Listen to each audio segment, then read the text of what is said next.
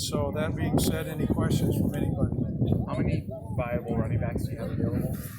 We've got 3, and that's going to be pretty good for us. So we would like to have Titus, but he's just off a little bit, and we think X is at 100%, so we're pleased with that.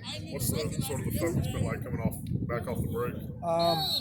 Good. I was concerned about it, which is why we pressed that practice yesterday. It's been my experience of the year to come off the break and you're at the Bohl site, kind of like a herd of cattle out there. They're out there running around trying to find their way, but we had a good focused practice with good energy, but we need to have a really a focused practice today. We have an opportunity to film everything and we're not installing anything new, Davis. We have pretty much all that stuff done, but it's important, to make sure our players are able to execute the game plan. Have you decided anything on the quarterback situation? Yeah, we have, and I'll make an announcement soon, maybe make it after practice, but I want to make sure that we got everything. But yeah, we've made a decision what we're doing.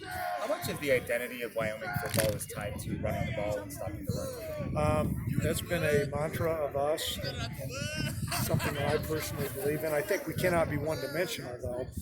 We had problems, particularly during the middle portion of the year, completing the ball. But it does have an impact. If you can run the football and stop the run, boy, that's a powerful element. And if you just look within our league, I don't know how many people watch the Air Force Washington State game. I don't think anybody throws the ball better than Washington State. And I don't know if anybody runs the ball better than Air Force. And you saw who came out on top.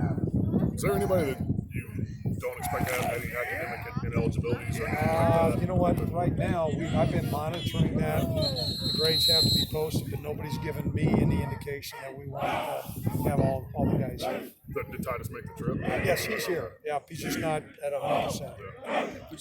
Go ahead. Would you say that your style of play is by choice or by necessity? It's by choice, but it marries up with where we're at.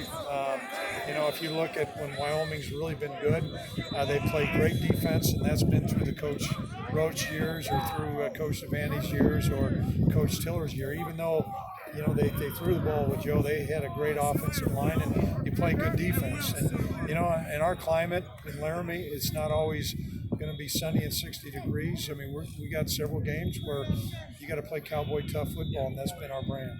How unusual is it to see a fullback on the depth chart? Well, it's kind of. I would say this is it's unique, and everybody says they want to run the football, but you better have a couple guys up front. We're really excited about Skylar Miller. Skylar is a guy that, he's from Wyoming, and when I took the job, I envisioned us having some youngster that's from the state that wears a belt buckle that wants to knock the snot out of you. And so we're excited about Skylar Miller being our fullback. Coach, what did you think was going to be the biggest obstacle when you made the jump from 1A to 1, and then what did it actually turn out to be? Well, for me personally, well, what helped was my experience at about every level of FBS, whether at Nebraska when we were winning national championships or working at Tulsa or Duke or Rice.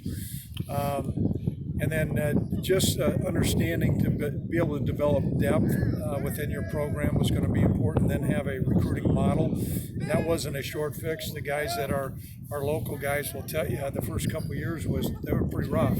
But I think we're in a better position now. And then the other thing that has challenged me personally is the Mountain West Conference. There's great coaches. The schools are well resourced and great football, and so that's been not a challenge, but a hill to climb. I'm not saying we're at the top of the hill, but I think we're now competing. Coach, you mentioned that off the start, this has got the makings to be a great game. Can you talk about that? I mean, what are the makings? Well, first of all, you look at our opponents. While a lot of people don't know a lot about Georgia State, I've got a pretty good understanding what kind of high school football is played in the state of Georgia. And, I think last year they had 2 players represented their school at the Senior Bowl. And so anytime you have that kind of talent, they've got an explosive offense. While their quarterback, is somewhat maybe not at 100%. I think he's got a torn ACL, so he's moving around pretty impressive. And the fact that he's out there playing the game with an ACL tear gives you an indication of how important it is to them. They've got some explosive runs and some big-time receivers, and they play a stingy defense. So from that standpoint, we've got a great opponent. From our standpoint, we think we've got an emerging young football team.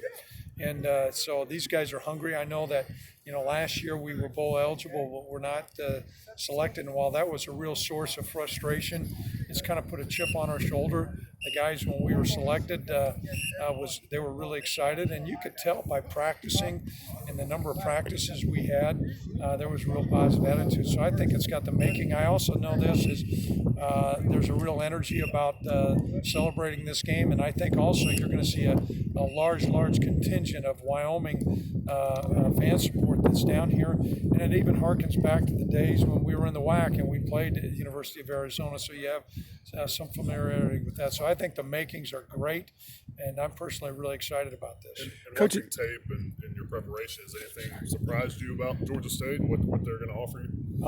You know what has surprised me is the number of explosive plays that they've had. That they score, and any time that you're on defense, those things are concerned. So we've been good, Davis, about limiting the explosive plays, but that's going to be an important key for us to have a chance to win.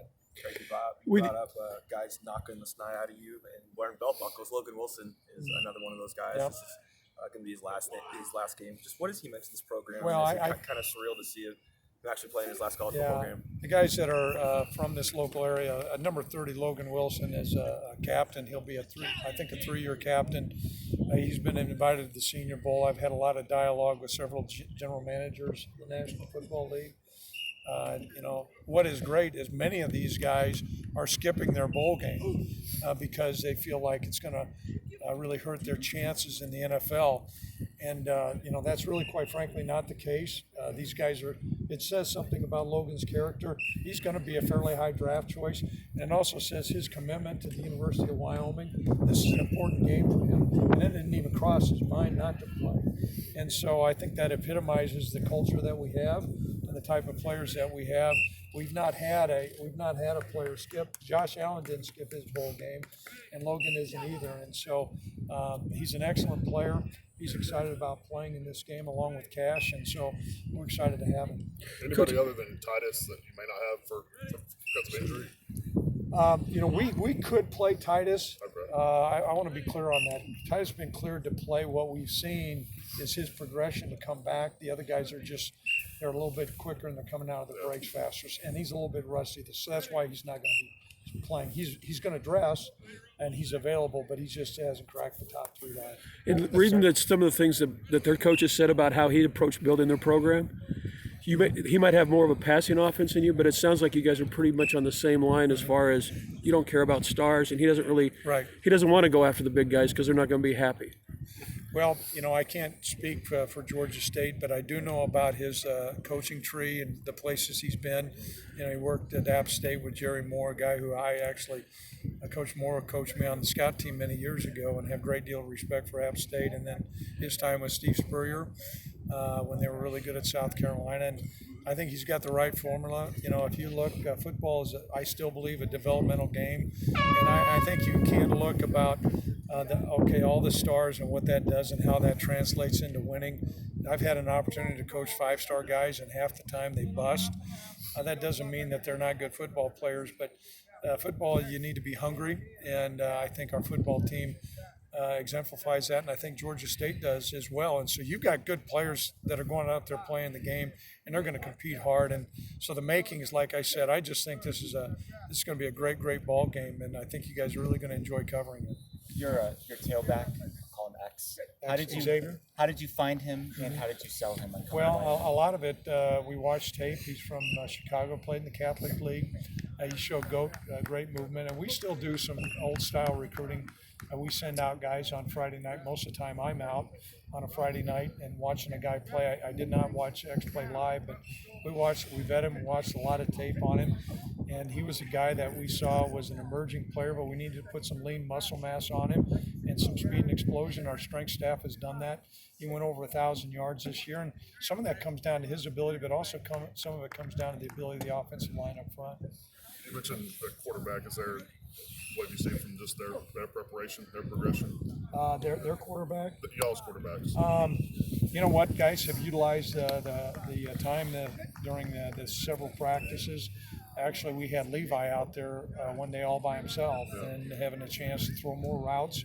And so, they've utilized his time wisely. Brent Vigen's done a good job, and we need to continue to improve on it. Thanks a lot, guys. Thank you, guys.